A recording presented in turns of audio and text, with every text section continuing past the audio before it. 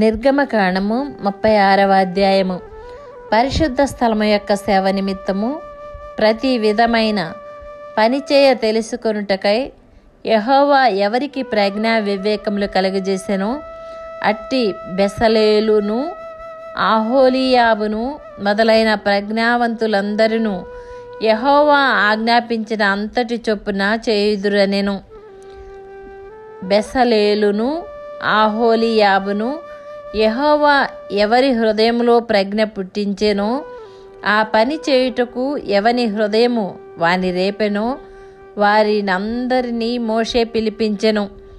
ఆ పని చేయుటకై వారు పరిశుద్ధ స్థలము యొక్క సేవ కొరకు ఇశ్రాయేలీయులు తెచ్చిన అర్పణములన్నిటినీ మోషే యొద్ద నుండి తీసుకొనిరి. అయినను ఇశ్రాయేలీయులు ఇంకా ప్రతి ఉదయమున మనఃపూర్వకముగా అర్పణములను అతని యొద్దకు తెచ్చుచుండిరి. అప్పుడు పరిశుద్ధ స్థల సంబంధమైన పని అంతయు చేయు ప్రజ్ఞావంతులందరిలో ప్రతివాడు తాను చేయు పని విడిచి వచ్చి మోషేతో చేయవలనని యెహోవా ఆజ్ఞాపించిన పని విషయమైన సేవ కొరకు ప్రజలు కావలసిన దానికంటే బహు విస్తారము తీసుకొని వచ్చుచున్నారని చెప్పగా, మోషే పరిశుద్ధ స్థలమునకు ఏ పురుషుడైనను ఏ స్త్రీ అయినను ఇక మీదట ఏ అర్పణనైనను తేవద్దని ఆజ్ఞాపించెను. గనుక పాళెమందంతటిను ఆ మాట చాటించిరి. ఆ పని అంతయు చేయునట్లు దాని కొరకు వారు తెచ్చిన సామగ్రి చాలినది, అది అత్యధికమైనది. గనుక ప్రజలు తీసుకొని వచ్చుట మానిరి. ఆ పని చేసిన వారిలో ప్రజ్ఞ గల ప్రతివాడును మందిరమును 10 తెరలతో చేసెను. అతడు వాటిని నీల ధూమ్ర రక్తవర్ణములు గల పేనిన సన్న నారతో చిత్రకారుని పని అయిన కెరూబులు గల వాటినిగా చేసెను. ప్రతి తెర పొడుగు 28 మూరలు, ప్రతి తెర వెడల్పు 4 మూరలు. ఆ తెరలన్నిటి కొలత ఒక్కటే. 5 తెరలను ఒకదానితో ఒకటి కూర్చెను. మిగిలిన 5 తెరలను ఒకదానితో ఒకటి కూర్చెను. మొదటి కూర్పు చివరన ఉన్న తెర అంచున నీలి నూలుతో కొలుకులను చేసెను.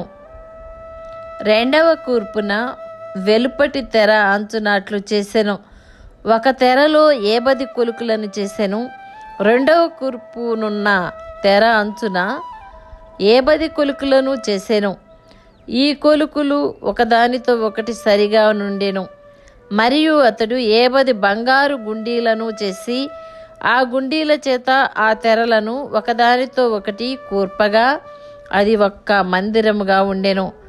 మరియు మందిరము మీద గుడారముగా మేక వెంట్రుకలతో తెరలను చేసెను. వాటిని 11 తెరలనుగా చేసెను. ప్రతి తెర పొడుగు 30 మూరలు, ప్రతి తెర వెడల్పు 4 మూరలు. ఆ 11 తెరల కొలత ఒక్కటే. 5 తెరలను ఒకటిగాను 6 తెరలను ఒకటిగాను కూర్చెను. మొదటి కూర్పు నందలి వెలుపటి తెర అంచున 10 కొలుకులను చేసెను. మరియు రెండవ కూర్పు నందలి వెలుపటి తెర అంచున 10 కొలుకులను చేసెను. ఆ గుడారము ఒక్కటిగా ఉండునట్లు దాని కూర్చుటకు 10 ఇత్తడి గుండీలను చేసెను. మరియు ఎర్ర రంగు వేసిన పొట్టేళ్ల తోళ్లతో గుడారము కొరకు కప్పును, దానికి మీదుగా సముద్ర వత్సల తోళ్లతో పైకప్పును చేసెను. మరియు అతడు మందిరమునకు తుమ్మకర్రతో నిలువు పలకలు చేసెను. పలక పొడుగు 10 మూరలు, పలక వెడల్పు 3.5. ప్రతి పలకకు ఒకదానికొకటి సమదూరము గల కుసులు 2 ఉండెను. అట్లు మందిరం యొక్క పలకలన్నిటికీ చేసెను.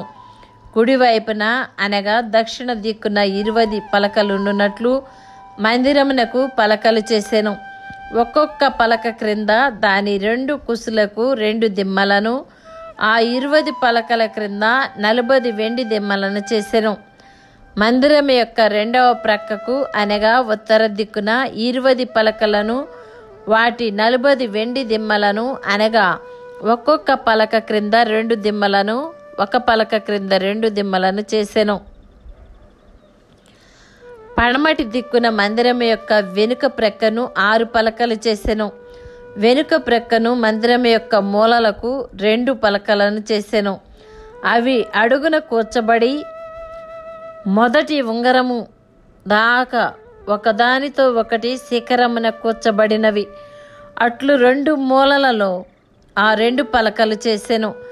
8 పలకలుండెను. వాటి వెండి దిమ్మలు 16 దిమ్మలు. ప్రతి పలక క్రింద 2 దిమ్మలుండెను. మరియు అతడు తుమ్మకర్రతో అడ్డకర్రలను చేసెను.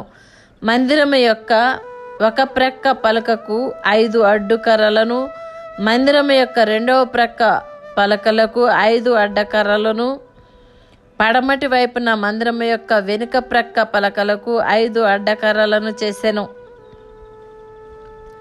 పలకల మధ్య నుండి నడిమి అడ్డకర్రను ఈ కొన నుండి ఆ కొన వరకు చేరియుండ చేసెను.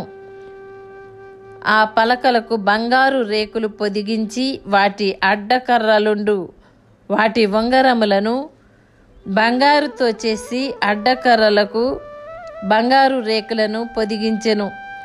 మరియు అతడు నీల ధూమ్ర రక్తవర్ణములు గల అడ్డతెరను పేనిన సన్ననారతో చేసెను.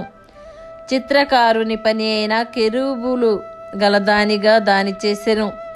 దాని కొరకు తుమ్మకర్రతో 4 స్తంభములను చేసి వాటికి బంగారు రేకులను పొదిగించెను. వాటి వంకులు బంగారువి. వాటి కొరకు 4 వెండి దిమ్మలను పోతపోసెను. మరియు అతడు గుడారపు ద్వారము కొరకు నీల ధూమ్ర రక్తవర్ణములు గల పేనిన సన్ననారతో బుటా పని అయిన అడ్డతెరను చేసెను.